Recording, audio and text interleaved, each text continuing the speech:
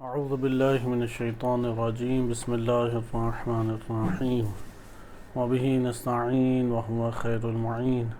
وصلی اللہ علی سیدنا محمد وآلہ الطاہرین اللہم صلی علی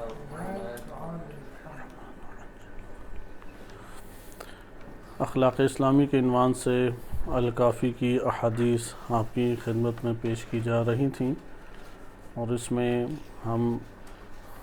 مختلف ابواب میں وارد ہونے والی احادیث کا مطالعہ کر رہے تھے۔ ان احادیث میں ہم جس باب تک پہنچے تھے، جس چیپٹر تک پہنچے تھے، اس کا عنوان جو ہے وہ حمد اور تمجید تھا۔ حمد اور تمجید، برادر سے سامنے ہو کے بیٹھے۔ حمد اور تمجید کا جو عنوان ہے اس کا مطلب آپ کے سامنے ذکر کیا گیا کہ حمد کسے کہتے ہیں، کس اساس کے اوپر حمد ہوتی ہے، اور اس کی شرائط یا روایات اہل بیت علیہم السلام میں اس کی جو اہمیت ہے اس سے متعلق آپ کی خدمت میں ذکر کیا گیا۔ الکافی میں جو روایات وارد ہوئی ہیں، تقریباً 6 یا 7 احادیث تھی اس باب میں، اس کو آج ہم مطالعہ کریں گے اور اگلے باب میں منتقل ہو جائیں گے، یہاں تک کہ ذکر الہی سے مربوط یہ حصہ ختم ہو جائے اور ذکر خاص کے عنوان سے جو مواد وارد ہوا ہے اس کو کسی اور فرصت کے اوپر انشاءاللہ چھوڑ دیں گے۔ حمد کی ہم نے اقسام کی تھیں کہ ایک حمد قولی ہوتی ہے، ایک حمد حالی ہے، اور ایک حمد فعلی ہے، اور ایک حمد حالی ہے۔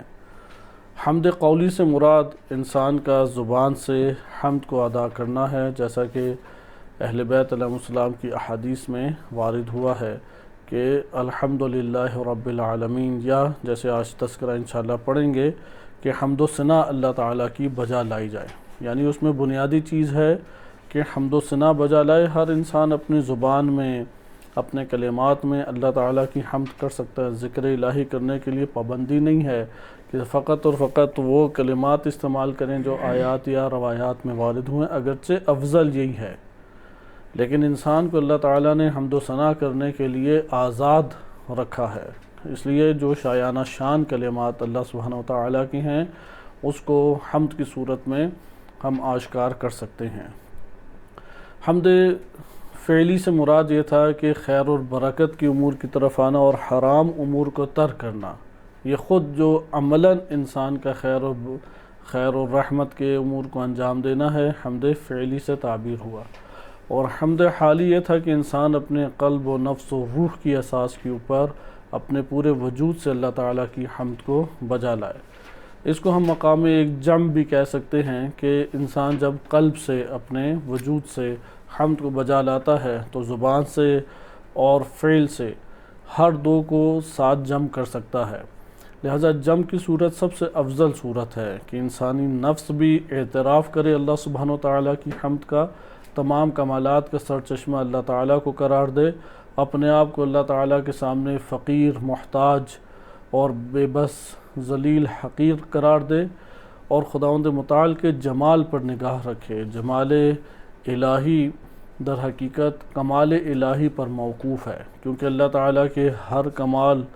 اس کے حدود لامحدود ہیں، اور تمام کمالات کا سرچشمہ ذاتی طور پہ ذات الہی ہے، اور ذات الہی سے کسی کے پاس ہر جو کمال ہے وہ منتقل ہوتا ہے۔ لہذا ہر کمال جس سطح کا بھی ہو اسی سطح کے جمال کو تشکیل دیتا ہے، لہذا جمال الہی کا مشاہدہ ہر انسان اپنے ظرفیت کے مطابق کرتا ہے، وَإِلَّا خدا کے جمال کا مشاہدہ جیسے جیسے انسان کے ظرفیت بڑھتی چلی جائے، حسن اور زیبائی اور خوبصورتی اور جمال وہ بھی بڑھتا چلا جاتا ہے۔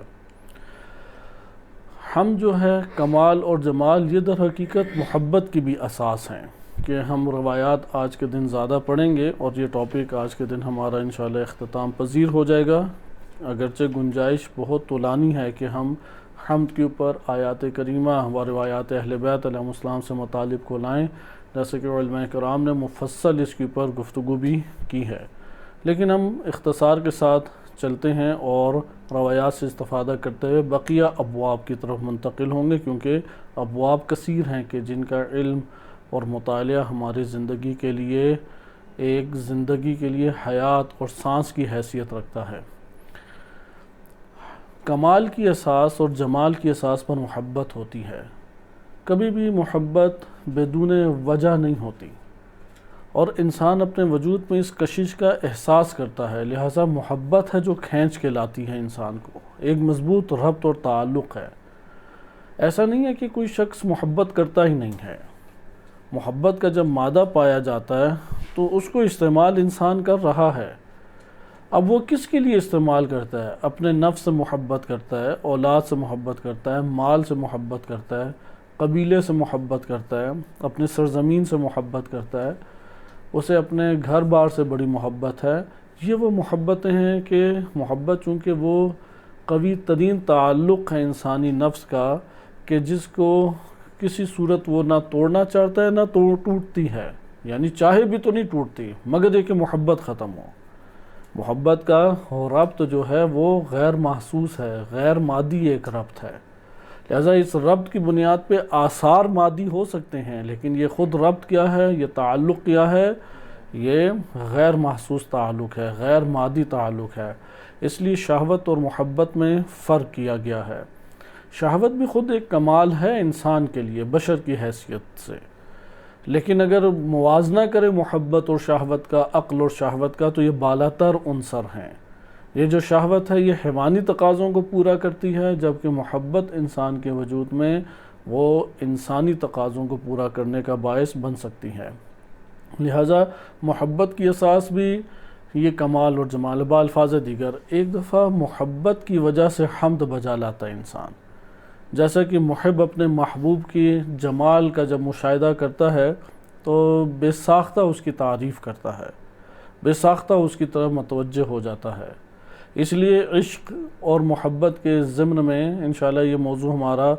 الکافی کی ایک روایت کے ضمن میں آئے گا، تب آپ کی خدمت میں تفصیل کے ساتھ مطالب ذکر کیے جائیں گے کہ جس کی تحلیل ملا صدرہ رحمۃ اللہ علیہ نے بہترین انداز میں کتاب اسفار میں کی ہے، اور فلسفہ عرفان کے مخالفین اس سے پروپیگنڈا کی صورت میں ایک دو لائنیں اٹھا کے منفی پروپیگنڈا کرتے ہیں، جبکہ جو مراد ملا صدرہ رحمۃ اللہ علیہ کی ہے وہ عمیق معانی پر مشتمل ہے، کیونکہ جب انسان ایک چیز سے عشق اور محبت کرتا ہے تو کھنچتا چلا جاتا ہے۔ اب انہوں نے مثال دی عشق اور محبت ظاہری کی، جسے آپ عشق مجازی کہتے ہیں، یا گناہوں کی صورت میں ہوتی ہے، لیکن ان آثار سے آثار محبت سمجھانا چاہتے تھے وہ۔ تو یہ والا مطلب ہمارے لیے مثلا بعض اوقات محبت ہو جاتی ہے کسی خاتون سے، کسی لڑکا اور لڑکی میں محبت، بعض اوقات محبت ہو جاتی ہے دو لڑکوں کے درمیان، یعنی شہوانی محبت، وہ جو اب اپنے سارے تقاضے پورے کرتا ہے، اگرچہ منفی ہے، اگرچہ یہ شیطنت ہے، اس کے وجود کے اوپر شیطان غالب آ گیا، لیکن جو محبت کا عنصر استعمال کر رہا ہے اس کو مد نظر رکھیں تو ایک محاسن کی فہرست ہمارے پاس آتی ہے، اگرچہ وہ محاسن وہ منفی امر میں استعمال کرنے کی وجہ سے اس کے لیے جہنم کا باعث بن رہے ہیں، ذلت کا باعث بن رہے ہیں، لیکن اپنی جگہ پہ اگر اس پورے کے پورے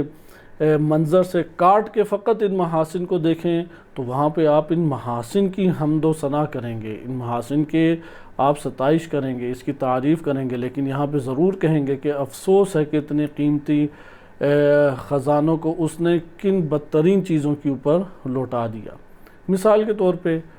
اگر محبت کا عنصر ہو، کیونکہ شہوت کے اندر محبت کا عنصر پوشیدہ ہے، کہ یہ والا مطلب بھی ملا صدرہ رحمۃ اللہ علیہ و عرفاء نے خاص طریقے سے بیان کیا ہے کہ ابھی تک ہم اپنے دروس میں اس پہلو کو نہیں ذکر کیا کہ شہوت اور محبت آپس میں کیسے ایک ربط اور تعلق رکھتے ہیں، لیکن انشاءاللہ کسی مورد میں آئے گا۔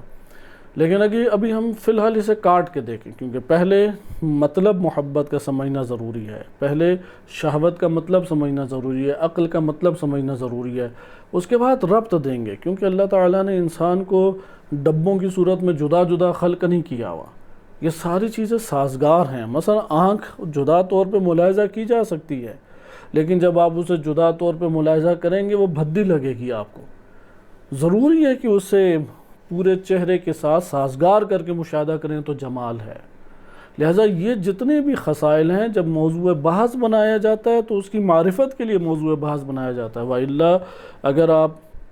اس کو تمام انسانی خصلتوں اور انسان کی زندگی اور اس کے ارتقاء یا تنزل، اس کی بلندی یا پستی ان موضوعات سے کاٹ کے مشاہدہ کریں وہ زیادہ اثر نہیں رکھے گا، کیونکہ بالآخر یہ انسان ساز چیزیں ہیں، ان سب کا آپس میں گہرا ربط ہے۔ اس ربط کو مد نظر رکھتے ہوئے آگے بڑھنا چاہیے، اور مفکر ہوتا ہی وہ ہے کہ جو اجزاء میں ربط دے کے ایک ترکیب کو سامنے لے کے آ کے تحلیلی صورت میں پیش کرے۔ اس لیے مفکر ہیں ملا صدر رحمۃ اللہ علیہ، عرفاء جو ہیں وہ اپنی شخصیت کے اعتبار سے مفکر ہیں، وہ ان سب چیزوں کو مد نظر رکھتے ہوئے ایک گفتگو کر رہے ہیں۔ اگر کوئی گفتگو نہیں کرتا یہ مفکر نہیں ہے، یہ خطا کا شکار ایک مرحلے میں ہو جائے گا، چونکہ وہ اس نے جز تو بیان کر دیا لیکن کل کے ساتھ ملا کے جز کی قیمت آشکار نہیں کر سکا۔ لہذا یہ جو محبت کا عنصر ہے یہ کمال کے دوش پر پیدا ہوتا ہے۔ انسان کے وجود میں جب ایک کمال دوسرا کا سامنے آ جائے وہ اس کی طرف کھنچتا ہے۔ ممکن ہے کہ وہ کمال جسمانی ہو، ممکن ہے کہ وہ کمال مالی ہو، ممکن ہے وہ کمال باطنی اور معنوی ہو۔ اس لیے کمال مادی بھی ہیں اور کمال معنوی بھی ہیں۔ انسان کو ضروری اپنے وجود میں مقید رکھے معنویت کی طرف، وَإِلَّا حب دنیا یہی ہے۔ جس چیز نے انسان کو برباد کیا وہ غیر معنوی چیزوں سے محبت تھی۔ مثال کے طور پہ قبیلے سے محبت، مثال کے طور پہ آل اولاد سے محبت۔ ہاں اگر طول میں محبت ہو تو ٹھیک ہے، اللہ سے محبت، اللہ کی وجہ سے بقیہ سے محبت، مثلا ائمہ اہل بیت علیہم السلام سے محبت اللہ سبحانہ وتعالی کی وجہ سے، ائمہ اہل بیت علیہم السلام کی اساس پہ والدین سے محبت۔ اگر دشمنان اہل بیت ہوں محبت نہیں ہوگی، اہل بیت کی وجہ سے اطاعت کریں گے، لیکن اگر مطیع اہل بیت علیہم السلام ہیں، اہل بیت علیہم السلام کی وجہ سے والدین کے ساتھ گہرا تعلق رکھیں گے۔ اسی طرح سرزمین ہے کہ مکہ میں بیت اللہ سے بہترین اور مقدس جگہ نہیں ہے، لیکن جب یہی بیت اللہ بت خانہ تھا نبی صلی اللہ علیہ وسلم نے ہجرت کی، اسے ترک کر کے مدینہ چلے گئے۔ عبادت گاہ اس کو قرار اللہ تعالیٰ نے دیا تھا، لیکن جب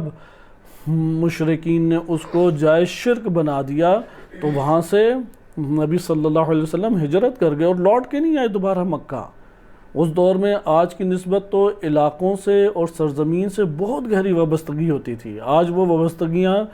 وجود میں نہیں رہیں، کیونکہ مسائل اس قدر وجود میں آ گئے ہیں آج کے دور میں کہ ہر انسان بنیادی ضرورت زندگی کو ہی پورا کرنے کے چکروں میں ہے۔ اس دور میں قبائلیت اور سرزمین سے بہت گہرا تعلق ہوتا تھا، جسے آپ وطنیت بھی کہتے ہیں۔ آج بھی دور دراز جو گاؤں کے علاقے ہوتے ہیں، کیونکہ شہری دنیا جو ہے وہ ایک قسم کی کاٹ دیتی ہے تمام چیزوں سے۔ ایک تو خاندان سے کٹ گیا شہری دنیا کا بندہ، دوسرا شہری دنیا کو تو ایک چھوٹا سا پلاٹ چاہیے ہوتا ہے جس میں زندگی بسر کرے، لیکن جو لوگ گاؤں میں زندگی بسر کرتے ہیں ان کی اپنے علاقے سے وابستگی بہت گہری ہوتی ہے، آج بھی بہت گہری ہے۔ آپ دنیا کے بہترین علاقوں میں انہیں شفٹ کر دیں وہ پھر بھی کھنچے جائیں گے اپنے گاؤں کی طرف۔ کئی ایسے ہمارے ساتھ مناظر دیکھنے میں آئے ہیں کہ کورونا کے دنوں میں بعض کے والدین ادھر پھنس گئے ایران میں، ان کی حالت ڈپریشن کی وجہ سے ایسی ہوگی کہ ہسپتال منتقل کرنا پڑا، کیونکہ ان کے لیے وہی منظر خوبصورت تھا کہ وہ چارپائیاں آس پاس بچھائی ہوں اور رات کا کھلا آسمان ہو اور وہاں پہ وہ اپنی علاقائی زبانوں میں گپ شپ لگا رہے ہوں۔ انہیں وہ ماحول میسر نہیں آیا تو ادھر ہسپتال تک پہنچ گئے، وہ بڑی مشکل سے بھاگ دوڑ کر کے انہیں واپس پاکستان منتقل کیا گیا۔ لہذا علاقائی شدت ہوتی ہے، قبائلی شدت بھی اسی طریقے سے ہوتی ہے، دونوں یکجاں ہیں، الگ الگ نہیں ہیں۔ لہذا ان جگہوں کی شدت محبت یہ انسان کو بہت سارے ایسے امور کی طرف ابھارتی ہیں کہ جو اخلاقی دائروں سے، ایمانی دائروں سے باہر نکال دیں، جیسے کہ شہید حمار، اس کا واقعہ کتب میں وارد ہوا ہے، شہید مطہر رحمۃ اللہ علیہ نے بھی ذکر کیا ہے کہ نبی صلی اللہ علیہ وسلم وہ مشرکین کے ساتھ ایک مارکے میں تھے، تو مشرکین کا جو حملہ تھا اور ان کا جو دباؤ تھا وہ مسلمانوں کے اوپر چھاتا جا رہا تھا، یعنی مسلمانوں کا لشکر پسپا ہو رہا تھا۔ اتنے میں ایک بندے نے دیکھا اور کود پڑا اور مشرکین پہ خوب آگے بڑھ بڑھ کے وار کیے، یہاں تک کہ انہیں پیچھے دھکیل دیا اور مسلمانوں کے اندر ایک قوت آئی اور انہوں نے مشرکین کو شکست دے دی۔ اب جب جنگ ختم ہوئی تو ہر شخص کی زبان پہ اس بندے کی تعریفیں تھیں، تو اسی جنگ میں وہ مارا بھی گیا، تو آ کے انہوں نے خوب تعریفیں کی، تو نبی صلی اللہ علیہ وسلم نے فرمایا کہ یہ شہید اسلام نہیں ہے، یہ شہید حمار ہے، اس نے مسلمانوں کے لیے تھوڑی جنگ لڑی ہے، اللہ کے لیے تھوڑی جنگ لڑی ہے۔ اس نے دیکھا کہ اس کا جو گدھا ہے وہ دوسرا مخالف قبیلے والا اٹھا کے لے گیا ہے، تو اس نے اس گدھے کو چھڑانے کے لیے جنگ لڑی ہے۔ لہٰذا ایسا نہیں ہے کہ لشکر رسول صلی اللہ علیہ وسلم اور لشکر امام علی علیہ السلام میں جو بھی ہو تو وہ افضل ترین مقام کے اوپر پہنچا ہوا ہے، دیکھا جائے گا اس کی نیت کیا ہے۔ لہٰذا اسے کھینچ کے لے گئے قبائلیت کی، تعصب قبائلی یا تعصب سرزمین، خالص کرے اپنے وجود کو۔ اگرچہ ہمارے لیے یہ والی آزمائشیں آج کے دور میں ختم ہو گئی، کیونکہ ہمارے پاس جو سرزمین ہے وہ سرزمین اسلامی سرزمین ہے۔ معاشرہ کون سا ہے؟ اسلامی معاشرہ ہے، امت اسلامی ہے۔ ہم جن خانوادوں میں اور جس بستیوں میں زندگی بسر کرتے ہیں سارے اسلامی، اسلام کا عنوان لینے کی وجہ سے ایک دینی وظیفہ ہمارے اوپر بن گیا کہ ان کا دفاع بھی لازم ہے اور ان کے فلاح و بہبود کے لیے کام کرنا بھی لازم ہے، اور ان کے نقصان کے لیے قدم اٹھانا حرام ہے، کوئی بھی بہانہ لے آئیں شرعاً جائز نہیں۔ ہمارے لیے یہ آزمائشیں آج کے دور میں ایک اسلامی ریاست ہونے کی وجہ سے نہ ہونے کے برابر ہو گئی کہ ہمارے پاس عنوان اسلامی وسیع طور پہ موجود ہے کہ بالآخر جو بھی ہم کام کریں مسلمان ریاست، مسلمان معاشرے اور جو امت اسلامیہ ہے اس کے خلاف قدم نہیں اٹھایا جا سکتا۔ لیکن ماضی میں سخت یہ ایک مارکہ آرائی ہوتی تھی، کیونکہ وہ مشرک تھے، ان کی سرزمین مشرکانہ سرزمین کہلاتی تھی، وہاں سے انہوں نے ہجرت کی۔ یہی آزمائشیں آئیں جب صدام کا حملہ ہوا عراق والوں نے، بالآخر عراق جارح ہے، جارحیت اس نے کی، ظالم ہے، اس نے اقدام کیا، تو اس جگہ پہ فوج کے اندر ایک تعداد تھی شیعوں کی، وہ ایک سوالیہ نشان بن گئے، آیا مسلمانوں کو جا کے قتل کریں یا نہ کریں قتل۔ لہٰذا یہ آزمائشیں اس عنوان سے آ سکتی ہیں کہ ہر وہ ملک، چاہے وہ کوئی بھی ملک ہو، ایران ہو، افغانستان ہو، پاکستان ہو، عراق ہو، اگر وہ ظالم بن کے کسی ملک کے اوپر چڑھائی کرتا ہے وہ کسی بھی صورت میں نصرت اور مدد کا مستحق نہیں ہے۔ ضروری ہے کہ مظلوم کا حامی بنا جائے، وہاں پہ احتجاج کیا جائے کہ کیوں یہ بربریت اور ظلم و ستم ہے۔ یہ والی آزمائش آج کے دور میں آ سکتی ہے، لیکن آپ نے دیکھا کہ اصل عنوان ہمارا کھو نہ جائے۔ محبت جو ہے وہ گہرا ایک تعلق رکھتی ہے انسانی وجود میں۔ اگر یہ محبت کا تعلق حقیقی معنی میں ایجاد نہیں ہوتا تو انسانیت نہیں ادھر ترقی پاتی، انسانیت ادھر رواج نہیں پاتی، انسانیت کا قد نہیں بڑھتا۔ لہٰذا محبت کمال اور جمال کی اساس پر ہے۔ اگر غلط اس نے تعین کیا، اس نے مال کو خوبصورتی قرار دی، یا جس طرح سے عشق مجازی کی مثال دی جاتی ہے کہ لڑکی سے یا کسی لڑکے سے محبت کے عناصر ہو جائے کہ وہ کام جو اسے چاہیے، وعلیکم السلام، جو کام اسے کرنا چاہیے تھا خدا اور اس کے رسول کے لیے محبت کا عنصر دینا چاہیے تھا، یا وہی شہوت جو اللہ تعالیٰ نے حلال طریقے سے رکھی ہوئی تھی وہ حرام طریقے سے استعمال کرنے لگے، ایک تو پہچانا جاتا ہے، آثار محبت آشکار ہیں، بالکل اسی طرح جیسے آثار شہوت آشکار ہیں۔ بندہ یہ محسوس کر رہا ہوتا ہے کہ میرے اندر کی دنیا کو کوئی نہیں جانتا، لیکن اس کا ایک ایک فعل، ایک ایک عمل وہ آشکار ہو کے بتا رہا ہوتا ہے۔ خصوصاً وہ افراد، مثلا میں چھوٹی مثال دیتا ہوں کہ افعال آثار محبت کیسے پہچانے جاتے ہیں، اس کی مثال آثار شہوت سے دی جاتی ہے، کیونکہ بالخصوص جو شادی شدہ طبقہ ہے وہ جانتا ہے کہ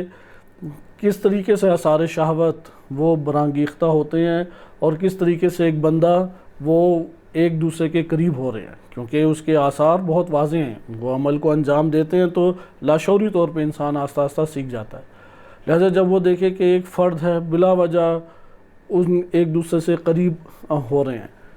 اور پھر اس کے لیے اسے ہر چیز اچھی لگتی ہے، اس کی ہر ٹائم وہ ساتھ ہی رہنا چاہتے ہیں، وہ ٹائم جو ساتھ رہنے کا نہیں ہے وہ ٹائم جو ساتھ رہنے کا ہے، ایک دوسرے کے بدن کو مثلا دبانا، ایک دوسرے پہ بلا وجہ اموال کا خرچ کرنا، ایک دوسرے کے ساتھ بلا وجہ کی دوستیوں کا نبھانا، یہاں پہ عناصر اس کے ظاہر پورے معاشرے کے لیے ہونے لگ جاتے ہیں۔ اسی طریقے سے آثار محبت عیاں ہیں، کیونکہ یہ جو آثار شہوت آج کے دور میں تو اس قدر وسیع پیمانے پہ یہ چیزیں پھیل گئی ہیں کہ فوراً ہی وہ پہچانا جاتا ہے۔ آثار محبت کو بھی ہمیں پہچاننے کی ضرورت ہے، کیونکہ آثار شہوت کو آثار محبت قرار دیا جائے یہ درست عمل نہیں ہے۔ آثار محبت کس اساس پہ ہوتے ہیں؟ کمال کی اساس کے اوپر ہوتے ہیں۔ اگرچہ ایک جگہ ربط بنتا ہے، وہ ہمارے موضوع سے خارج ہے، لیکن یہ حمد کا پہلو ہمارے لیے آشکار ہو جائے۔ اس لیے محبت جو ہے وہ زندہ ہو یا زندہ نہ ہو، حی ہو یا میت ہو، اگر کمال ہے مرد ہو یا زن ہو، بچہ ہو یا بوڑھا ہو، آپ محبت کے جذبات وابستہ کر سکتے ہیں۔ مثلا جناب سیدہ سلام اللہ علیہا سے محبت واجب ہے امت کے لیے، لیکن سب کے لیے نامحرم ہے۔ وجہ کیا ہے؟ وہ کمال عفت، کمال حیا، مقام ولایت، وہ عظمت ان کی صدیقہ ہیں، طاہرہ ہیں، زکیہ ہیں، مرضیہ ہیں، القاب بھی ان کے بتاتے ہیں۔ ان القاب کو جب دیکھتا ہے تو انسانی روح سامنے جھک جاتی ہے۔ یہ جو انسانی روح کا جھکنا ہے ان کمالات کے سامنے، ان کمالات کے سامنے انسانی روح کا جھکنا، یہ محبت کی اساس کے اوپر ہے، کیونکہ ہر کمال کیا محبت کو جنم دیتا ہے۔ اسی طرح امیر المومنین علیہ السلام نبی صلی اللہ علیہ وسلم، آپ ابھی بھی حضرت یوسف علیہ السلام کا واقعہ دیکھتے ہیں، سنتے بھی ہیں کہ کس طریقے سے انہوں نے شہوانی غلبے کے باوجود کہ جو ماحول ایک بنا ہوا تھا، آخر انبیاء علیہ السلام میں جسمانی طاقت بھی عام بندے کی نسبت زیادہ ہے، اس لیے اپنے نفس کے اوپر ان کا قابو بھی خوب مضبوط ہے، اور نفس کے اندر دخل اندازی نہیں کر سکتا، شیطان ماحول بنائے گا۔ لہذا وہ ہمہ بہا جو قرآن کریم میں آیا وارد ہوا ہے کہ انہوں نے پھر اس کا ارادہ زلیخا کا کر لیا۔ اگر نام قرار دیں، قرآن نے زلیخا کا تذکرہ نام سے نہیں کیا، صرف ایک خاتون کی طرف اشارہ کیا کہ روایات اہل بیت علیہ السلام اور ہمارے متکلمین نے درج کیا کہ انہوں نے قتل کا ارادہ کیا، اور اللہ تعالیٰ نے اس قتل کے ارادے سے ان کو منصرف کیا اور وہی نازل ہوئی کہ پیچھے کی طرف بھاگیں۔ لیکن آپ دیکھیں گے جب ہم یہ واقعہ دیکھیں گے کہ شہوانی جو ایک قوت جنسی ہے وہ ان کو اس میدان میں شکست نہیں دے سکی، اور عفت اور حیا جو ہے وہ ان کے وجود کے اوپر حاکم رہی، تو یہاں پہ محبت کے عناصر جاگیں گے یا نہیں جاگیں گے؟ کیونکہ ہم جانتے ہیں مشکل چیز ہے، ہم تو وہ تھوڑی سی مقدار ہے اور اس مقدار بھی ڈھیر ہو جاتے ہیں۔ اور حضرت یوسف علیہ السلام وہ ہمیں ایک کمال اوجے جو آسمانوں کو چھوتی ہوئی پہاڑی ہے یا چوٹی ہے، اس چوٹی کی مانند اس مسئلے میں ہمیں دکھائی دیں گے، محبت اجاگر ہوگی۔ اسی طرح امیر المومنین علیہ السلام کے اگر وہ خیالی فضائل ہٹا دیں، حقیقی فضائل کی طرف نگاہ کرے اور ان کے کمالات کو ملاحظہ کریں، انسان اپنے وجود سے ان کی حمد کرے گا، تعریف کرے گا، ان کی ثنا کو بجا لائے گا۔ جیسا کہ اس اشعار کا عربی اشعار بڑے خوبصورت بھی ہیں کہ امیر المومنین علیہ السلام سے محبت کا اساس میں کہتے ہیں کہ لسعت حیت الہوا، کہ عشق کے سانپ نے مجھے ڈس لیا ہے اور میرا جگر جو ہے وہ پیاس سے تڑپ رہا ہے۔ یعنی ایک کمالات کا عشق، اور کیونکہ کمال کی اوج محبت کی اوج کو جنم دیتی ہے، اور ہر کمال جمال کو لے کے آتا ہے، اس جمال کی وجہ سے یہ حال ہوتا ہے کہ اس کا جگر جو ہے وہ پیاس سے تڑپ رہا ہے، اور تعبیر کیا ہے کہ ڈھسا مجھے سانپ نے ہے، اور اس سانپ کا زہر پورے وجود میں میرے وہ ہل کے رہ گیا، یعنی پورے وجود کے اندر سرایت کر گیا۔ اور یہ جو پورے وجود میں سرایت کیا، یہ کون سا زہر ہے؟ زہر عشق ہے۔ ہوا کا مطلب، ہوائے نفس جسے آپ کہتے ہیں، ہوا کا مطلب ایسے ہوتا ہے گرنے کا، لیکن یہ ہوا کا مطلب انتہائی عشق کے معنی میں بھی آتا ہے عربی زبان میں، یعنی انتہائی اوج کے عشق کے سانپ نے جب ڈسا تو اب میرا جو کبد ہے، اب میرا جو جگر ہے وہ تحمل نہیں کر پا رہا، اور بے چین ہے کہ ہر روز میری آنکھوں سے اس لیے آنسو جاری ہوتے ہیں کہ اے امیر المومنین میں آپ کی زیارت نہیں کر سکتا، کہ ہر صبح اور ہر شام مشتاق ہوں کہ میں آپ کی زیارت کروں، اپنے محبوب کے اوپر نگاہ ڈالوں، اس سے میرے قلب کو ایک سکون ملتا ہے۔ اسی طریقے سے ہے اللہ تعالیٰ سے محبت، اللہ تعالیٰ سے محبت وہ حقیقی حمد کو جنم دیتا ہے، وہ جو حمد حالی ہے، حال میں ہر ٹائم محبت کے حال میں ہے، ہر ٹائم حمد کے حال میں ہے، اس لیے جب محبوب بن جائے تو ہر وقت وہ اس محبت، ہر وقت وہ اپنے محبوب کی حمد اپنے وجود میں بجا لا رہا ہوتا ہے۔ یہ وہ تیسرا مقام ہے جسے حمد حالی سے تعبیر کیا جاتا ہے کہ عشق اور محبت میں اپنے محبوب کے ڈھل جاتا ہے، اس لیے اس کی نگاہ فقط اور فقط محبوب کے جمال پہ ہوتی ہے۔ ہر وہ علم جو محبوب کے کمال سے آشنائی نہ دلائے، اہل ذوق اور اہل عرفان کی نظر میں وہ علم بے فائدہ ہے، کیونکہ محبت کی اساس پہ جو معرفت ہے وہ عمیق ترین معرفت ہے۔ شیخ بہائی رحمۃ اللہ علیہ کی ایک کتاب نان و حلوہ، اس میں ان کے اشعار بڑے دلچسپ اشعار ہیں۔ ان میں سے ایک بڑا خوبصورت شعر ہے، ہم طلاب کے لیے بالخصوص بہت قیمتی ہے، جو اصطلاحات کی دنیا میں غرق رہتے ہیں اور ظاہری الفاظ دعاؤں کے، نمازوں کے پڑھ کے اور زبان سے ذکر کو جاری کر کے اپنے آپ کو بڑے نیک پاکیزہ سمجھتے ہیں، اور حلیہ ایسا بنایا ہوتا ہے کہ دور سے دیکھنے والا اسے فرشتوں سے بھی بڑھ کر نیک سمجھے۔ ان لوگوں کے لیے بالخصوص، یعنی ہم لوگوں کے لیے اس میں بہت اہم نصیحت ہے، کیونکہ اگر حمد حالی بجا نہ لائیں تو پھر حمد حقیقی ہمارے لیے جنم نہیں لے گی۔ اس لیے وہ فرماتے ہیں کہ ایھا القوم الذی فی المدرسہ، اے وہ قوم جو مدرسوں میں زندگی بسر کرتی ہے، کل ما حصلتموہ وسوسہ، جو کچھ تم نے حاصل کی اس اصطلاح دنیا سے یہ ایک وسوسہ ہے۔ فکرکم ان کان فی غیر الحبیب، اگر حبیب کے علاوہ تمہاری فکر کہیں اور گردشیں کر رہی ہے، کسی اور دنیا میں ہے، ما لکم فی النشأۃ الاخری نصیب، تو آخری نشأت میں، برزخ اور قیامت میں پھر کسی حصے کے تم منتظر مت رہو۔ تم نے تو غیر حبیب میں زندگی بسر کی، حبیب کی راہ میں نکلے ہی کب ہو؟ کب تم نے اللہ سبحانہ وتعالی کو حبیب بنایا اور ایک عمل کو انجام دیا ہے؟ لہٰذا تمہارے لیے لازم ہے فاغسلوا، تم لوگ اپنے وجود کے اندر سے دھو لو، فاغسلوا عن لوح الفؤاد، لوح فؤاد یعنی فاغسلوا یا قوم عن لوح الفؤاد، کہ اپنے دل کی اس تختی کو تم لوگوں کے لیے دھونا لازم ہے۔ کیا تختی کے اوپر لکھا ہوا ہے دل کی؟ کل علم، ہر وہ علم، لیس ینجی فی المعاد، جو قیامت میں تمہیں نجات نہیں دے گا۔ فاغسلوا یا قوم عن لوح الفؤاد کل علم لیس ینجی فی المعاد، جو روز قیامت تمہیں اصلا نجات علم نہیں دے گا، اسے اپنے دل کی تختی سے دھو ڈالو۔ لہذا حبیب کے ہمراہ زندگی بسر کرو۔ اگر یہ اصطلاحات میں پلے پڑے رہے اور اصطلاحات کی دنیا میں زندگی بسر کی، اصول کی فضولیوں میں، ان کے خود اشعار میں یہ جملہ وارد ہوا ہے کہ اگر اصول کی بے اصولیوں میں ہی تم نے گردش کرتے رہ گئے اور حبیب کی راہ میں کبھی نہیں نکلے، تو پھر تمہارے لیے کوئی حصہ نہیں ہے، کوئی نصیب نہیں ہے۔ لہذا اللہ تعالیٰ کو حبیب بناؤ، اپنا محبوب بناؤ اللہ تعالیٰ کو، اور اس کی محبت میں تم آگے بڑھ کے قدم اٹھاؤ، تو یہاں پہ جو حمد جنم لے گی وہ محبوب کی راہ میں حمد ہے، کیونکہ حمد کی اساس کمال اور جمال ہے۔ وہ پھر جمال الہی کا مشاہدہ کرے گا، اور پھر یہ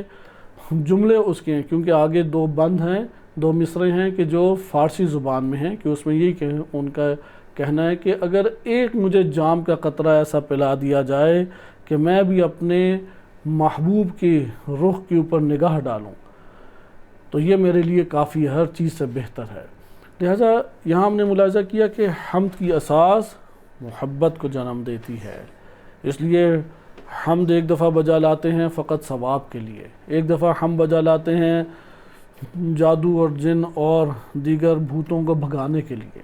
ایک دفعہ حمد بجا لاتے ہیں ایک کار خیر کے عنوان سے، لیکن ایک دفعہ حمد بجا لاتے ہیں چونکہ جمال یار، جمال محبوب پہ انسان کی نگاہ پڑی اور قلب کے اندر سے اپنے رب کے لیے، اپنے حبیب کے لیے اس کے یہ تقاضا حمد و ثنا کے جملے اٹھے، کیونکہ ہر جمال کے اوپر محب جو ہے وہ اپنے حبیب اور محبوب اس کے گیت گاتا ہی ہے،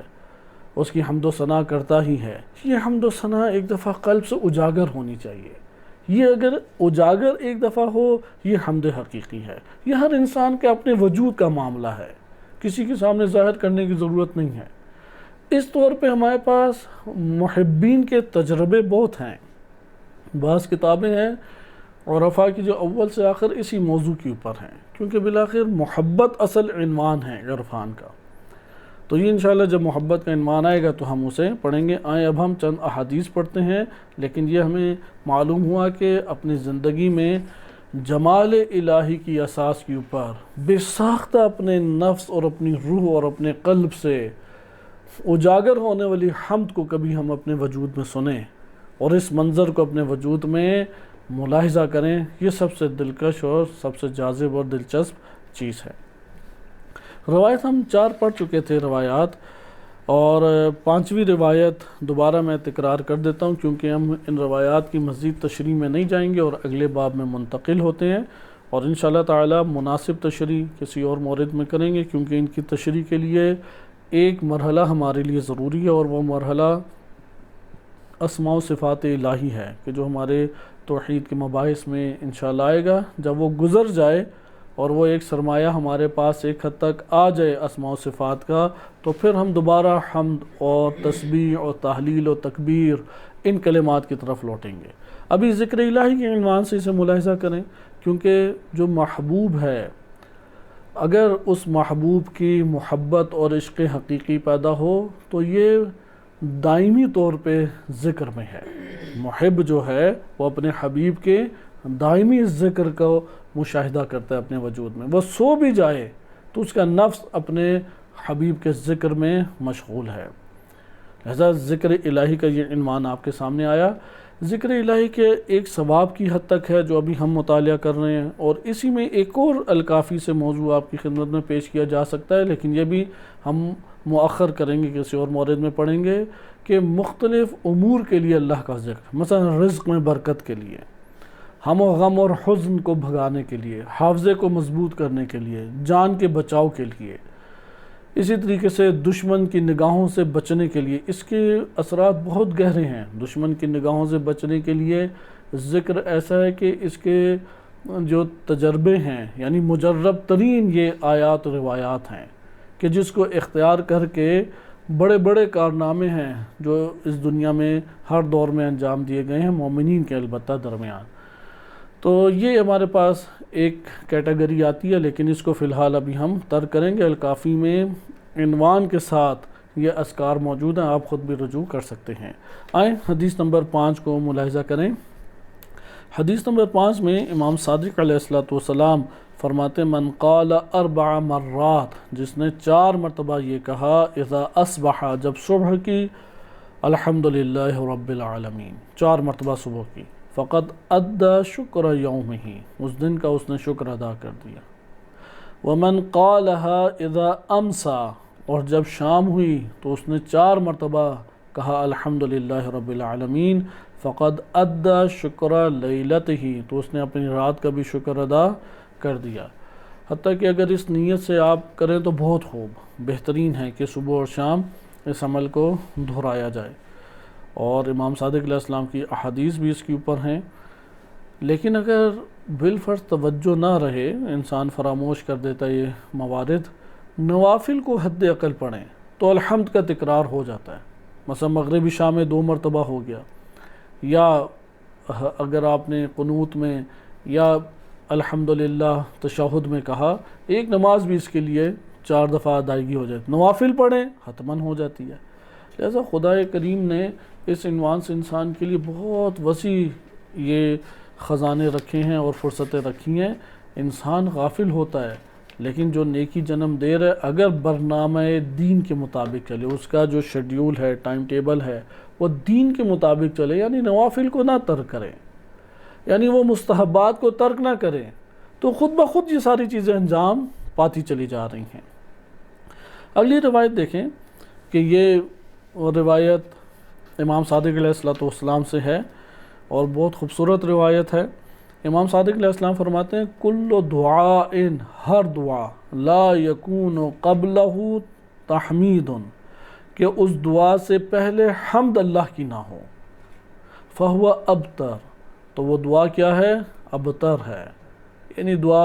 اٹھنے کے قابل نہیں ہے۔ ابتر آپ جانتے ہیں کہ اس کا مطلب ہوتا ہے قطع ہو جانا، آگے سلسلہ نہ بڑھنا، جیسا کہ روایات میں وارد ہوا ہے کہ جو شخص بھی بسم اللہ کے بغیر ایک عمل انجام دیتا ہے تو وہ عمل کیا ہے؟ ابتر ہے، وہ جنم نہیں پاتا، قطع ہو جاتا ہے، گر جاتا ہے۔ اسی طرح روایات میں یہ وارد ہوا ہے کہ ہر وہ عمل جس کی ابتدا میں اللہ کی حمد بجا نہ لائے یا الحمدللہ نہ کہا جائے وہ ابتر ہے، یعنی وہ قط ہو جاتا ہے، ناقص رہتا ہے، قبول نہیں ہے، آگے نہیں بڑھ سکتا۔ پھر آگے فرماتے ہیں انما التحمید ثم الثناء، پہلے حمد بجا لائے پھر اللہ کی ثنا کو بجا لائے۔ قل تو راوی کہتے ہیں ما ادری ما یجزی من التحمید و تمجید، کہ مجھے نہیں معلوم کہ میں کیا پڑھوں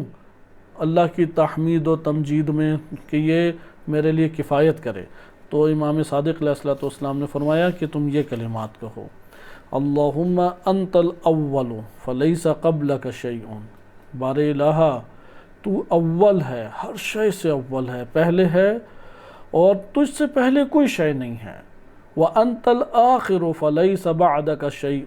اور تو آخر ہے اور تیرے بعد کوئی شے نہیں ہے۔ یعنی ہر شے سے پہلے کون تھا؟ اللہ کی ذات، اسے کہتے ہیں مبدا، اور ہر شے کے بعد انتہا، ہر شے جاری ہے یا نہیں؟ مثلا ہم سفر کریں تو ایک جگہ پہنچ کے اختتام ہو جاتا ہے یا نہیں؟ یہاں پہ ہر شے ختم ہو جائے اس کے بعد بھی کیا ہے؟ اللہ تعالیٰ کی ذات ہے، کیونکہ لامحدود ہے۔ پھر آگے کیا؟ فَلَيْسَ بَعْدَكَ شَيْءٌ وَأَنْتَ الظَّاهِرُ فَلَيْسَ فَوْقَكَ شَيْءٌ، تیری ذات ظاہر ہے، تیرے مافوق کوئی شے نہیں ہے۔ وَأَنْتَ الْبَاطِنُ فَلَيْسَ دُونَكَ شَيْءٌ، تو ہی باطن ہے، اور فلیس تیرے علاوہ کوئی اور شے نہیں ہے، دونک شیء۔ وَأَنْتَ الْعَزِيزُ الْحَكِيمُ، تیری ذات عزیز حکیم ہے۔ اس کا ہر کلمہ ایک تفصیل کا محتاج ہے، آپ اسے دعا کی عنوان سے ہی لیں تو زیادہ بہتر ہے، کہ کسی اور مورد میں اس کی تفصیل بیان کی جائے گی، کیونکہ الظاہر والباطن یہ بہت اہمیت کی حامل چیز ہے۔ خصوصاً باطن ہم کہتے ہیں جو پوشیدہ اور دکھائی نہ دے، اس عنوان سے انسان قبول فوراً انسانی نفس کرتا ہے کہ اللہ تعالیٰ کیا ہے؟ باطن ہے، چونکہ سورہ حدید کی بھی ابتدائی آیات ہی ہیں، هو الاول والآخر والظاہر والباطن، کیونکہ یہ عظیم عظیم معنی توحید ہیں، اول آخر ظاہر اور باطن۔ اللہ سبحانہ وتعالیٰ ظاہر ہے، اس قدر ظاہر ہے کہ اس سے ظاہر تر چیز ہے ہی نہیں کہ اسے لا کے روشن کیا جائے۔ مثلاً اگر ایک چیز پوشیدہ ہو تو کسی اور شے کے توسط سے اسے آشکار کیا جاتا ہے یا نہیں؟ مثلا ایک چیز زمین میں پوشیدہ ہے، آپ کوئی آلہ لیں گے، زمین کھودیں گے، اسے ظاہر کریں گے۔ ایک چیز اندھیرے کی وجہ سے پوشیدہ ہے، آپ کوئی روشنی لے کے آئیں گے، اسے ظاہر کریں گے۔ اللہ سبحانہ وتعالیٰ اس قدر ظاہر ہے، اس قدر ظاہر ہے کہ اس سے ظاہر تر چیز کوئی ہے ہی نہیں کہ اسے لائیں اور اللہ کو ظاہر کر سکے۔ مثلا اگر آپ نے کمرے میں اجالا کرنا ہے، اب لائٹ کم ہے تو لائٹ کو زیادہ کرنا ہے، ایک اور نور ملائیں گے، اس کے بعد ایک اور نور ملائیں گے۔ جب سورج وسط آسمان پہ چمک رہا ہو تو سورج کو روشن کرنے کے لیے کیا لے کے آئیں گے؟ ہے کوئی آپ کے پاس چیز سورج کی روشنی کو مزید روشن کریں؟ آپ کہیں گے اس سے روشن تر چیز ہی نہیں ہے، اس نے ہر چیز کو روشن کیا ہوا ہے، اور تمام روشنیاں اسی سے صادر ہیں، اور تمام کی تمام روشنیاں اس کے سامنے عاجز ہیں۔ سورج کو روشن کرنے کے لیے کوئی چیز نہیں لائی جا سکتی۔ جیسا کہ یہ محاورہ بھی اردو میں ہے کہ سورج کو چراغ دکھانا، صحیح ہے؟ یعنی کوئی بہت با کمال ہو تو اس با کمال کے سامنے کسی کے کمال کو پیش کرنا۔ مثلا امام علی علیہ السلام ان کو علم اور فضل کے درس دینا کہ علم اور فضل یہ ہوتا ہے، ہم کہیں گے تو سورج کو چراغ دکھانے کے مترادف ہے کہ تم جو تھوڑا سا علم لے کے اتنے چہچہا رہے ہو، سارے علوم تو اللہ سبحانہ وتعالیٰ نے امیر المومنین علیہ السلام ان کے وجود میں معادن علم الہی وہ ہیں اور وہاں سے صادر کی ہیں، تم کون سے علم کے درس انہیں دینے کے لیے جا رہے ہو؟ لہذا سورج کو چراغ دکھانا۔ اچھا، وسط آسمان کے اوپر عرفا نے، حکیم سبزواری رحمۃ اللہ علیہ نے بھی یہ مطلب ذکر کیا ہے اپنی منظومہ میں کہ اگر وسط آسمان کے اوپر سورج ہو، یہ سوال تو ابھرے گا نا کہ اگر اللہ تعالیٰ ظاہر ہے دکھائی کیوں نہیں دیتا؟ سوال یہ ابھرتا یا نہیں؟ هو الاول والآخر سمجھ آ جاتی ہے، ٹھیک ہے، اول ہر چیز کی ابتدا اس سے ہے، آخر وہ ہے کہ نہیں اس کی انتہا تک پہنچ سکتی، ہر چیز ختم ہو جاتی ہے کیونکہ حدود ہے۔ والآخر یعنی اس کی کوئی حدود نہیں ہے، ہر چیز کی حدود ہے۔ هو الظاہر والباطن، چلو باطن بھی سمجھ آ گئی، ہمیں اپنے باطن کا بھی نہیں پتہ، کچھ یہ کہ ہم اللہ سبحانہ و تعالیٰ کے باطن کو جان لیں ہماری دسترس سے باہر ہے، لیکن ظاہر کیسے؟ یہ ظاہر ہوتا تو مجھے دکھائی دیتا، میں پوری کائنات دیکھتا ہوں، اللہ تجھے میں نہیں دیکھتا، تو ظاہر کیسے؟ تو یہاں پہ جواب دیتے ہیں کہ تمہیں جو نہیں دکھائی دے رہا وہ تمہارے ضعف چشم ہے، ضعف ہے تمہاری آنکھوں میں، لہذا تمہاری آنکھوں کی کمزوری ہے کہ جس کی وجہ سے اس قدر ظہور اور اس قدر آشکار اجالا تمہیں دکھائی نہیں دیتا۔ مثلا سورج وسط آسمان پہ جب چمک رہا ہو تو آپ اس کی طرف نگاہ ڈال سکتے ہیں، نگاہ ڈالیں سورج نظر آئے گا یا اندھیرا نظر آئے گا؟ آنکھیں چندھیا جائیں گی، اندھیرا نظر آئے گا۔ ضروری ہے کہ رکاوٹیں ہوں، مثلا بادل در باطل ہوں، خاک بھی اڑی ہوئی ہو، پھر سورج کو دیکھ سکتے ہیں یا نہیں؟ سورج کو دیکھ سکتے ہیں، کیونکہ توان تب بنتی ہے جب حجاب میں سورج ہمیں دکھائی دے، وَإِلَّا سورج کی روشنی تو ہر جگہ کے اوپر گھیرے ہوئے اور پھیلے ہوئے ہے۔ اسی طریقے سے چمگادڑ اسے دن میں نظر آتا ہے، ابھی وسط آسمان کی دنیا تو ترک کریں، وہ تو خواص کے لیے ہے۔ چمگادڑ جو ہے وہ اندھیرے سے باہر آتی ہے، اندھیرے میں اسے صاف دکھائی دیتا ہے یا نہیں؟ بعض لوگوں کو اندھیرے میں صحیح دکھائی دے رہا ہوتا ہے، لیکن جب روشنی میں آتی ہے، حالانکہ روشنی وسط آسمان کی بجائے قلیل ہوتی ہے، مغرب کے ٹائم اندھیرا جب چھانے لگے تو ان کی زندگی شروع ہو جاتی ہے یا نہیں؟ جیسے صبح سویرے ابھی پورا کا پورا مطلع چھٹا نہیں ہے تو آپ کو چہچہانے کی آوازیں، چڑیوں کی تیاری کی آوازیں آ جائیں گی۔ اسی طریقے سے ابھی اندھیرا آیا نہیں ہے، چھایا نہیں ہے، لیکن مغرب کے عین وقت کے قریب کہ جب اندھیرا ہلکا ہلکا چھا گیا ہے اور وہ جو سورج کی تپش تھی اور روشنائی کی شدت تھی وہ ابھی ضعیف اور کمزور ہو کے سرخی میں تبدیل ہو گئی ہے، ان کے چہچہانے کا وقت چمگادڑوں کا آ جاتا ہے۔ اس کی وجہ کیا ہے؟ کیوں انہیں تھوڑی سی بھی روشنی میں دکھائی نہیں دیتا؟ آپ کہیں گے بہت کمزور ہے ان کی آنکھیں، لہٰذا اللہ سبحانہ وتعالیٰ کی ذات اس قدر اس کائنات میں روشن ہے، اس قدر روشن ہے کہ ہماری یہ آنکھیں تاب نہیں لا سکتی، اور حجاب در حجاب ہو تو تب بھی تاب نہیں لا سکتی چمگادڑ کی طرح۔ لہٰذا ہماری حالت چمگادڑ والی ہے کہ ہمارے لیے وہ ساری کی ساری روشنائی ظلمت میں تبدیل ہو تو ہمیں کائنات دکھائی دینے لگ جاتی ہے۔ اس لیے ضعف انسان، ضعف نفس کی وجہ سے اللہ تعالیٰ دکھائی نہیں دے رہا، اسی لیے امام حسین علیہ السلام سے منسوب دعائے عرفہ کہ ابھی آ رہی ہے، اس کے ابتدائی کلمات کو اچھے طریقے سے یاد کریں۔ عمیت عین لا ترا، اندھی ہو جائیں وہ آنکھیں، اللہ تجھ کو ہی نہ دیکھ پائیں، وہ جسے اللہ کی ذات ہی نہیں نظر آتی کہ وہ امام فرماتے ہیں کہ تجھ سے بڑھ کر میں کیا چیز اے پروردگار لاؤں جو تیرے لیے دلیل بنے؟ تیرے لیے تو کوئی چیز دلیل نہیں بن سکتی، تو تو روشن ہے، تو تو آشکار ہے، تو تو واضح ہے۔ لہذا یہ کائنات کا ہر ذرہ اللہ سبحانہ وتعالیٰ کی ذات صفات کو اجاگر کر رہا ہے، ہر ذرہ آئینہ ہے، اور یہ آئینہ ایک حجاب ہے، اس حجاب آئینہ کے اندر صفات باری تعالیٰ کے جمال کا مشاہدہ کیا جا سکتا ہے، اور صفات باری تعالیٰ کے جمال کے ذریعے سے انسان انہی حجابوں کے ذریعے سے ذات الہی کا دیدار قلبی وہ کر سکتا ہے۔ اب یہ پھر مدارج کی بات ہے، جس کے نفس کی قوت بصارت جس قدر قوی ہوگی اتنا مشاہدہ کر سکتا ہے، سطح چمگادڑ کے اوپر ہوگا تو اسے کچھ بھی نہیں دکھائی دے گا۔ لہذا یہ کلمات هو الظاہر والباطن عمیق ہیں کہ انشاءاللہ کسی اور مورد میں آپ کی خدمت میں پیش کیے جائیں گے یہ مطالب۔ اگلا باب ہے باب الاستغفار۔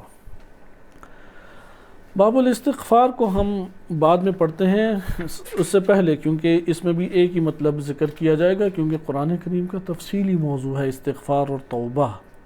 ہم باب تسبیح و تحلیل پہلے پڑھ لیں جو اس کے بعد کا باب ہے، کیونکہ باب تسبیح و تحلیل کے اوپر ہماری گفتگو اس موضوع کی ختم ہو جائے گی، اور اگلے انشاءاللہ تعالی درس میں ہم کتاب الایمان والکفر سے اخلاق اسلامی کے عنوان سے کسی اور موضوع کو انتخاب کریں گے۔ میں تیزی سے یہ روایت آپ کی خدمت میں باب تسبیح و تحلیل اور تکبیر کی پڑھ دیتا ہوں کہ اس میں ہمارے پاس 5 احادیث ہیں، اس کے بعد استغفار کی طرف منتقل ہوں گے کہ اس میں ہمارے پاس تقریباً 6 احادیث ہیں، اور ایک مطلب آیت اللہ شاہ آبادی امام خوینی رحمۃ اللہ علیہ کے جو استاد ہیں ان کی کتاب سے رشحات الاخلاق فی التوبہ اس سے مطلب ذکر کیا جائے گا، تو ممکن ہے کہ ہمارے دامن وقت میں گنجائش نہ رہے تو پھر اسے اگلے درس میں دیکھیں گے۔ باب التسبیح و تحلیل میں پہلی حدیث ہے، میں صرف حدیث کے ترجمے آپ کی خدمت میں عرض کر دیتا ہوں تاکہ ان احادیث کو اپنی زندگی میں کلام امام علیہ السلام کی نورانیت سے اپنے نفوس کو منور کر سکیں۔ امام صادق علیہ السلام فرماتے ہیں جاء الفقراء الی رسول اللہ صلی اللہ علیہ وآلہ، صحیح سند یہ روایت ہے، حسن درجہ کے علاوہ مجلسی نے قرار دی، اس لیے اس واقعے کو توجہ سے سنیں کہ معتبر حدیث ہے یہ۔ نبی صلی اللہ علیہ وسلم کی خدمت میں فقراء آ گئے، فقالوا شکوہ کیا کہ یا رسول اللہ، اے اللہ کے رسول صلی اللہ علیہ وآلہ، ان الاغنیاء لهم ما یعتقون، کیا ان کی امیروں کی بات ہے، پیسہ بھی خوب ہے تو پکڑ پکڑ کے غلاموں کو آزاد کرتے ہیں۔ اس دور میں غلام کا مطلب ہے ایک مرسڈیز گاڑی خریدیں، آج کے دور کے پتہ نہیں کیا برانڈ بن چکے ہیں، ایک صرف مثال کے طور پہ، اور پھر وہ کسی فقیر کو دے دیں، فقراء بھی خوش ہو جائیں گے، کاش ایسا کوئی شیخ یا کوئی اور نکل آئے تو کیا اس کی بات ہے۔ لیکن مراد یہی ہے کہ یعتقون، غلام لے کے آزاد کرتے تھے، یعنی غلام اتنا مہنگا ہوتا تھا، ادھر مہنگائی مد نظر ہے، تو امیر ہوگا تو غلام خریدے گا، بیچارہ فقیر کہاں سے غلام خریدے، تو وہ غریب کیا غلام خرید کے آزاد کرتے ہیں۔ وَلَيْسَ لَنَا، ہمارے لیے یہ ہے ہی نہیں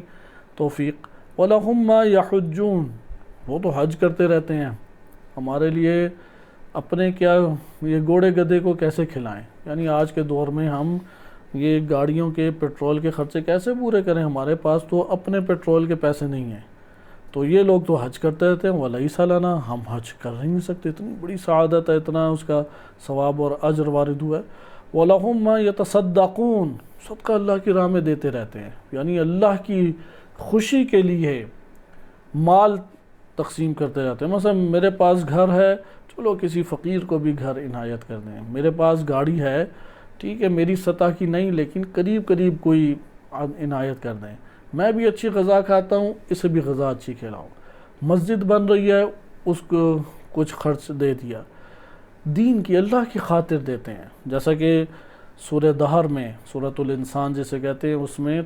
آیا ہے اہل بیت علیہ السلام کی سیرت اور روش، کیونکہ اصل یہی ہے اللہ کی راہ میں صدقے کی، لیکن ہمارا یہ صدقہ اس نوعیت کا دے سکتے ہیں کہ انما نطعکم لوجہ اللہ، ہم نے اللہ کی خاطر اللہ کی خوشی کے لیے تمہیں کھلایا ہے، جب اللہ کے لیے تمہیں دیا ہے، لا نرید منکم جزاء ولا شکورا، نہ تم سے جزا چاہیے نہ شکریہ چاہیے،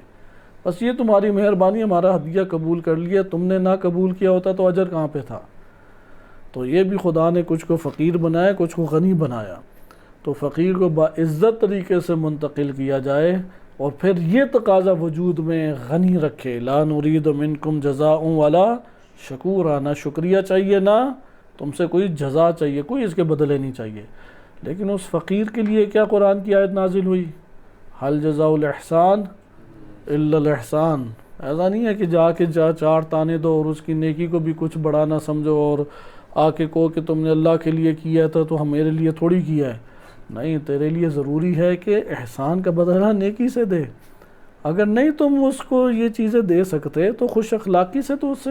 ملاقات کرو، اس کے احسان کا اعتراف تو کرو اپنے وجود میں، اس کے لیے اللہ کی بارگاہ میں دعا تو کرو، اس سے ایک محبت اور ایک تعلق قلبی تو اس کے ساتھ رکھو، اس لیے اس کا عزت مقام ہے، کیونکہ یہی صدقہ کیا ہے، یہ جہاد مالی ہے۔ قرآن کریم نے دو جہاد ذکر کیے ہیں، یا نفس جان کا جہاد ہے یا مال کا جہاد ہے، دونوں کو عظمت دی ہے، دونوں کو عظمت۔ بہرحال وہ آگے اور کہا کہ پر یا رسول اللہ، کہاں اللہ کی راہ میں پیسہ خرچ کرے، ہمارے پاس تو پیسہ ہی نہیں ہے۔ وَلَهُمْ مَا يُجَاهِدُونَ، یہ تو اللہ کی راہ میں مالی جہاد کرتے رہتے ہیں، ہم اللہ کی راہ میں کیسے مالی جہاد کریں، کیونکہ بالآخر اگر آج کے دور میں اسرائیل کے اوپر حزب اللہ ایک میزائل چلاتا ہے، یا حکومت اسلامی ایران کے پاس ایک میزائل ہے، یا پاکستان کے پاس ہند کے مشرکین کو دبانے کے لیے ایک میزائل ٹیکنالوجی ہے، تو کہاں سے آئی ہے؟ بالآخر یہ مال ہے تو یہ بنا ہے نا. ایک میزائل، آج ایک گولی اتنی مہنگی ہے، میزائل تو ایک دور کنار کی بات، اسے ساری عمر پالنا بھی پڑتا ہے میزائل کو، اینڈ ٹائم پہ وہ چلے ہی نہ. اس لیے ہر روز اس کی مالش کرنے پڑتی ہے، تب جا کے یعنی کئی بندے اور پوری مشینری ایک وقف ہوتی ہے، وہ بندے کی مدت تمام ہو جائے پھر اگلا بندہ آئے. تو یہ مال کہاں سے آیا؟ یہ مال مالی جہاد ہوا تو یہ مال آیا. وَلَيْسَ لَنَا، ہمارے پاس آج کچھ بھی نہیں ہے. فقال رسول اللہ صلی اللہ علیہ وآلہ،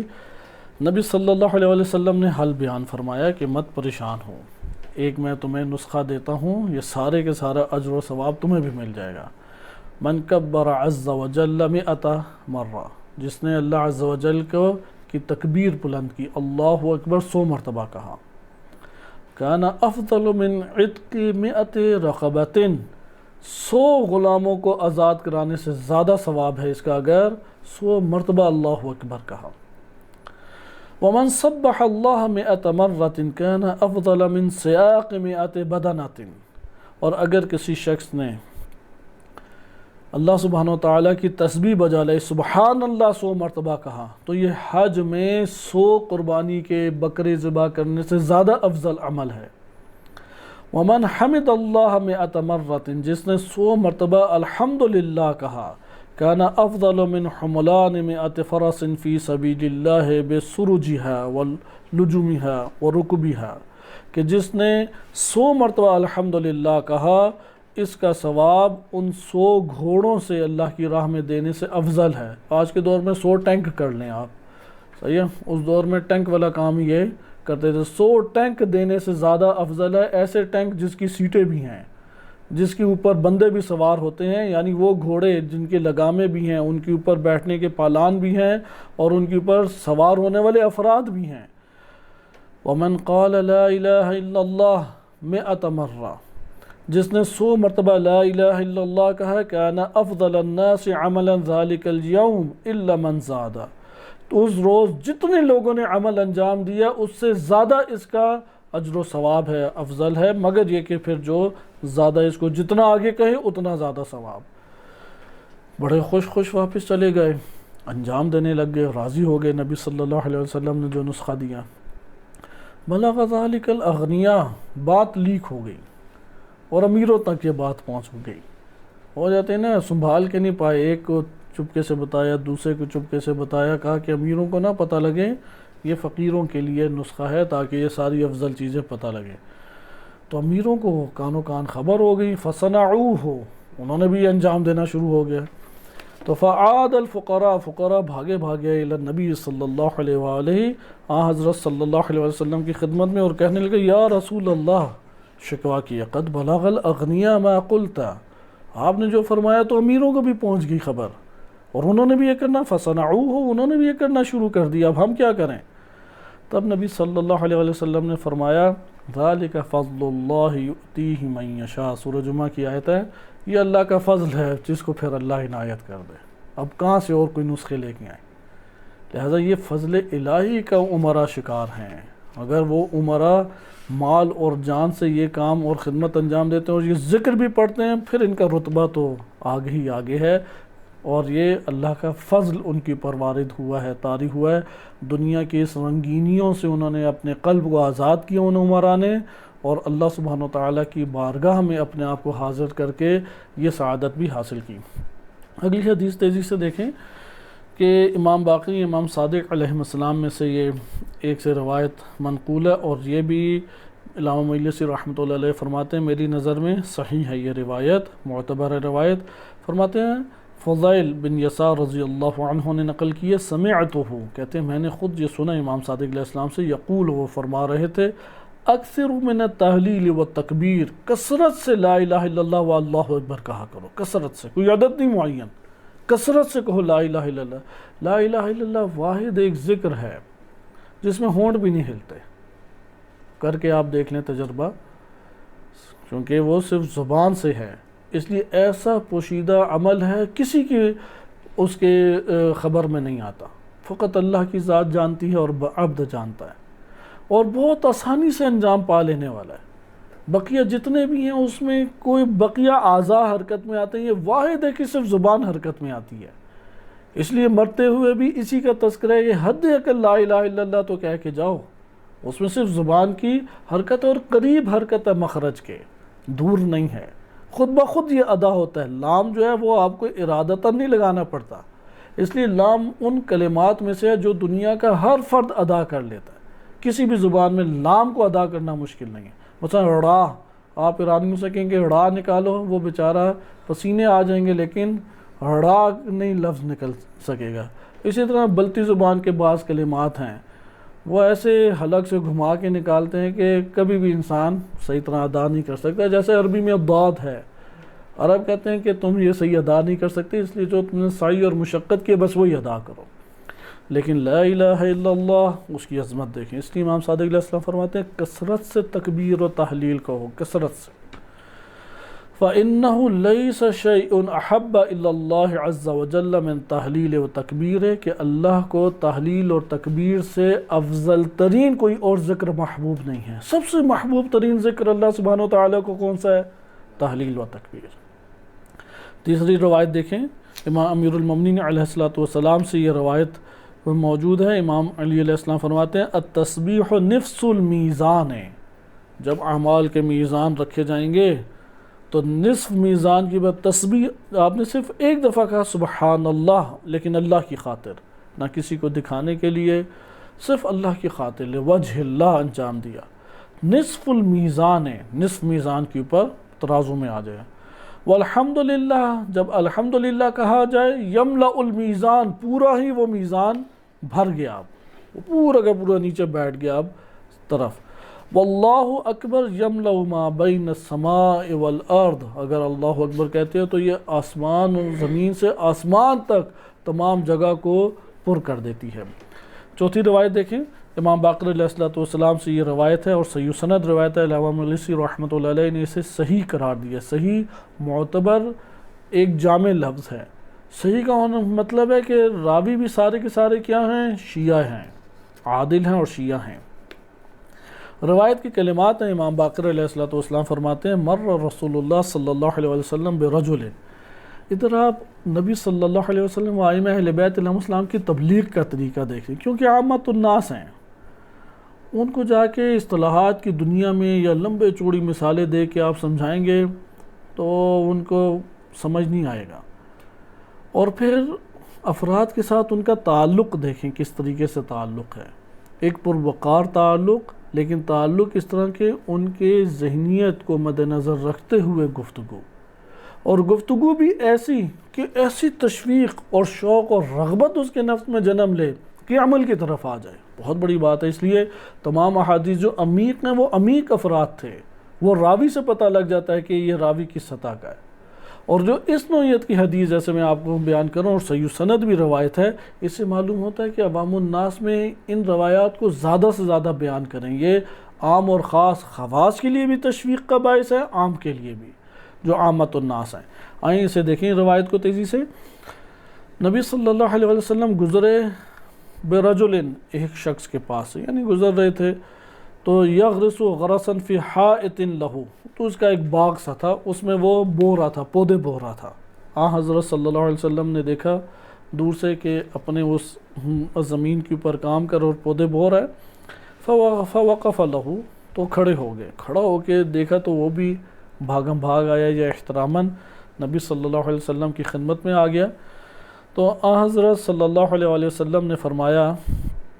الا ادلک علی غرس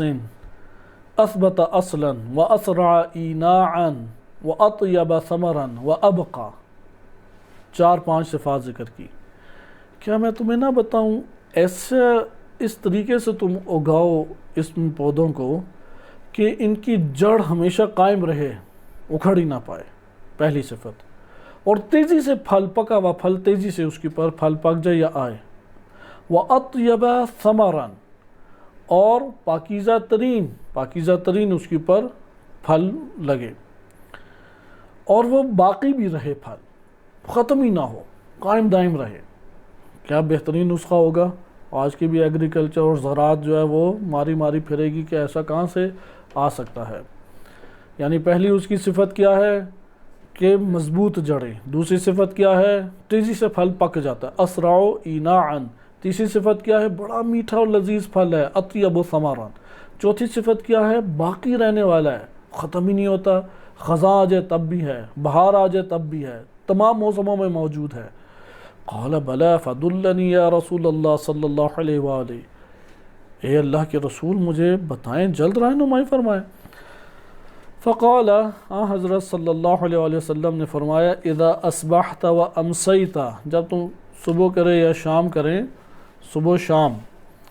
فقل، تو کہو، سبحان اللہ والحمد للہ ولا الہ الا اللہ واللہ اکبر، کوئی تسبیحات اربع، سبحان اللہ والحمد للہ ولا الہ الا اللہ واللہ اکبر، فإن لك ان قلتہ، اگر تم نے یہ کلمات کہے تو تمہارے لیے کیا ہے؟ بکل تسبیحۃ 10 شجرات فی الجنہ، ہر تسبیح کے مقابلے میں 10 درخت جنت میں لگ جائیں گے۔ من انواع الفاکہہ، طرح طرح کے پھل ان درختوں پہ لگے ہوئے ہیں۔ وہن من الباقیات الصالحات، اور یہ وہ ہیں کہ جو ہمیشہ باقی رہ جانے والے صالح عمل ہیں، باقیات صالحات ہیں۔ فقال الرجل، اس شخص نے کہا، فإنی أشہدک یا رسول اللہ، اے اللہ کے رسول صلی اللہ علیہ وآلہ وسلم، میں آپ کو گواہ بنا کے یہ کہتا ہوں، ان حائطی ھذا صدقۃ مقبوضۃ علی فقراء المسلمین، کہ یہ جو میرا باغ ہے یہ آپ کو گواہ بنا کے کہتا ہوں صدقہ ہے فقراء مسلمین، مسلمانوں میں صرف اور صرف یہ مال اور اس کے اوپر جو کچھ لگے گا وہ مسلمانوں کے فقیروں کے اوپر خرچ کیا جائے گا۔ اہل صدقات، مسلمانوں میں وہ فقیر جو اہل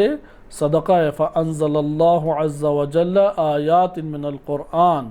تو اس وقت اللہ عز وجل، وعلیکم السلام، اللہ عز وجل نے یہ آیات قرآن میں نازل کی، فَأَمَّا مَنْ أَعْطَى، کہ فَأَمَّا مَنْ أَعْطَى وَاتَّقَى وَصَدَّقَ بِالْحُسْنَى فَسَنُيَسِّرُهُ لِلْيُسْرَى، کہ جس نے عطا کیا اور تقوی اختیار کیا اور حسنہ کی تصدیق کی، نیکی کی تصدیق کی، اس کے لیے ہم آسانیاں قرار دیں گے۔ یہ آپ نے چوتھی روایت دیکھی، اور آخری روایت ملاحظہ کریں، اس کے پر اختتام کرتے ہیں کہ نبی اکرم صلی اللہ علیہ وسلم کے قول کو امام صادق علیہ السلام نے نقل فرمایا ہے کہ حضرت صلی اللہ علیہ وسلم فرماتے ہیں، خیر العبادت قول لا الہ الا اللہ، سب سے بہترین عبادت یہ کہنا ہے کہ لا الہ الا اللہ۔ یہ ہمارے پاس باب ختم ہوا، باب الاستغفار، کیونکہ جو آپ کی خدمت میں تسبیح، تحلیل، تکبیر ذکر کی گئی، یہ حقیقت میں اساس ہیں تمام اذکار الہی کے۔ ان میں سے استغفار اس لیے رہ گیا کہ اس کے اوپر کلام زیادہ ہے، اور جو مطلب آپ کی خدمت میں ذکر کرنا مقصود تھا، اس میں آیت اللہ شاہ آبادی رحمۃ اللہ علیہ انہوں نے 10 مراتب توبہ کے ذکر کیے ہیں، کیونکہ وقت کے دامن میں گنجائش نہیں ہے کہ وہ 10 مراتب آپ کی خدمت میں ذکر کیے جائیں، لیکن بڑے خوبصورت اور بہترین ترتیب ہے، اور واقعاً عمیق نقات ہیں وہ، کہ اگر ان کی صرف عناوین بھی ہم جان لیں تو اس سے بڑے پیمانے پہ بہرہ مند ہو سکتے ہیں۔ اس لیے استغفار کی احادیث اور اس کی شرح میں فقط شاہ آبادی رحمۃ اللہ علیہ کا بیان اگلے درس میں آپ کی خدمت میں عرض کیا جائے گا۔ صلی اللہ علیہ سیدنا محمد وآلہ الطاہرین۔